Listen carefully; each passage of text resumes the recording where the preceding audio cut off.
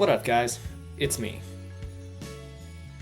Disney's Jollywood Nights is their newest addition to their Halloween party lineup. After having failed to get tickets to it last year, I finally got tickets to it this past December. This video is for you if you're looking to attend Jollywood Nights and want to know more about what it is. In this video, I'm going to list 3 good and 3 bad things that I found about Disney's Jollywood Nights. So, to start, all the rides are open and they have really short wait times. I got to do almost every ride in Hollywood Studios. The only one I didn't get to do was Slinky Dog Dash. And I was only there for about 5 hours.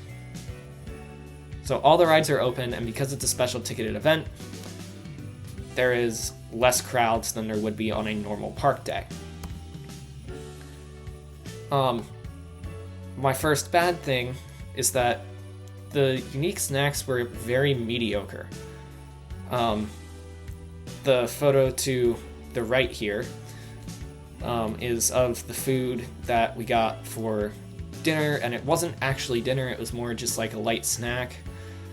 We also had like a Duffy brownie as well. I didn't have a photo of that to put in here, but they were expensive, and overall they were pretty small and didn't fill me up whatsoever. I went to bed hungry that night because by the time we got back to our hotel room, everything was closed, and I did a vacation foul and forgot to get snacks for the hotel room.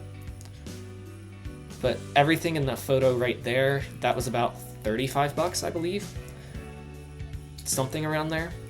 So, like I said, it's expensive, and in the end, it wasn't that good. Another good thing that I found about Jollywood Nights was that there were lots of unique characters out and about.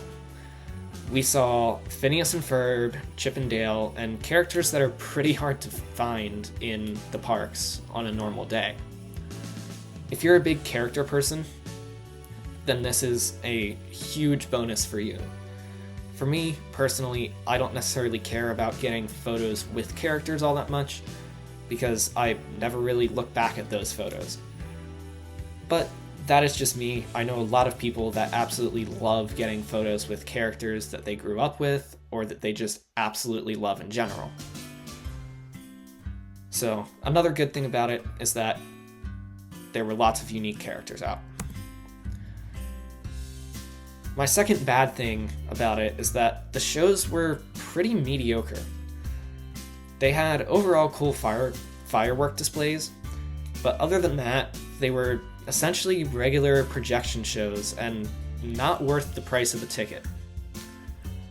The big show, pictured here, was essentially a Christmas-themed projection and fireworks show.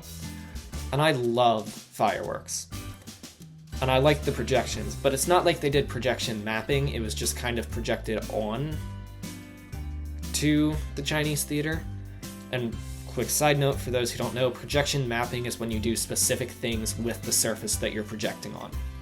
So they used to do really cool projection shows on the castle where they would have it projection mapped, and it would be each different part would be a different thing. They also used to do this with Tower of Terror. I'm not doing a great job of explaining it, but Google it on the internet and you'll see what I mean. This was just a projection show, and it was pretty mediocre with a lot of characters from Nightmare Before Christmas, which I don't really care that much about Nightmare Before Christmas. I would also say that we went to the show we went to a show, I forget what it was called, and I don't have the program on me, but it was essentially a bunch of Christmas songs and Christmas scenes hosted by Kermit and Miss Piggy. That was also very mediocre. I thought it was going to be much better than it was.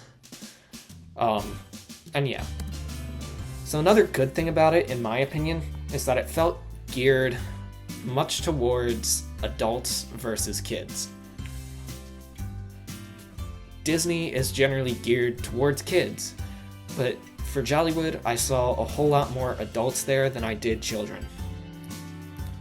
Part of it is because it's so late at night, but if you look at Mickey's Halloween party or not Halloween party, Mickey's Very Merry Christmas Party in Magic Kingdom, everything there is geared towards kids. This was not the case in Hollywood Studios for Jollywood Nights. There is a whole lot of Nightmare Before Christmas, which, while it's a kids movie, is still on the creepier side of kids movies. And overall, there just wasn't that much stuff there for kids. It was a lot of shows that weren't centered around Mickey or Minnie or a lot of the characters that I grew up with on like Disney Junior or Disney Channel.